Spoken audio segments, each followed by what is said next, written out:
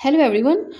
Students, we are doing the calculations for the verification of least invariance condition by using the infinitesimals, and we are over here like gamma 2 of delta can be written as this one, as the value of delta is equal to y double prime. So if I substitute y double prime over here, then we will get partial y double prime by partial x plus capital Y partial y double prime by partial y plus yx into partial y double prime by partial y prime plus yxx into partial y double prime is divided by partial y double prime.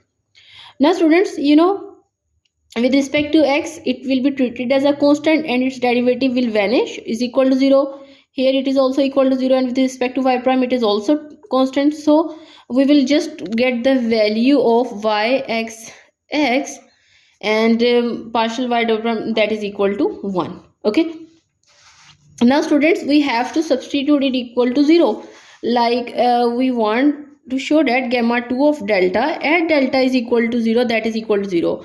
Now students, if you write the formula for, like, if you open it up, the value of yxx, then you will get the value that I am written over here. I'm writing it. I have also derived it in my previous videos, so you can check that one.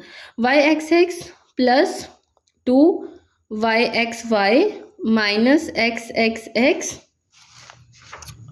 into y prime plus yy minus 2xxy into y prime minus x of y prime cube minus y minus 2x of x y double prime minus 3x of y prime y double prime.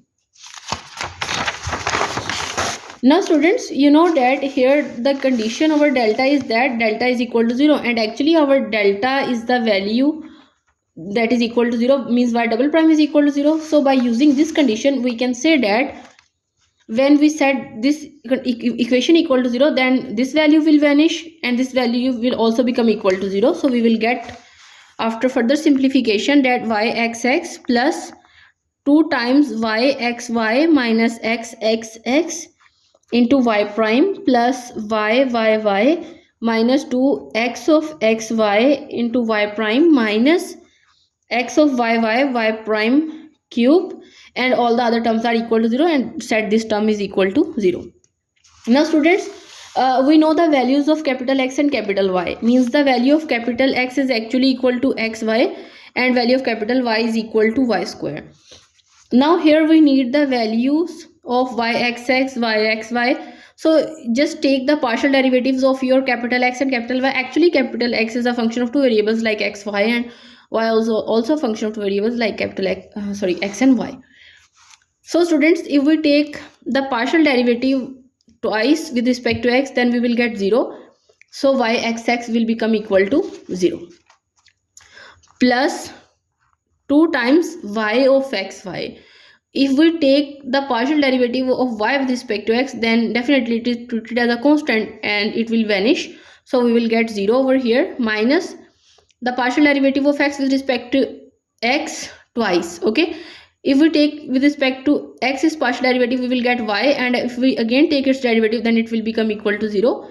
So we will get y prime plus y. If we take 2 times this partial derivative, then we will simply get 2 minus, and after taking its partial derivative with respect to x first and then y, we will get 2 into y prime and minus x of y, that is equal to 0, and set it equal to 0.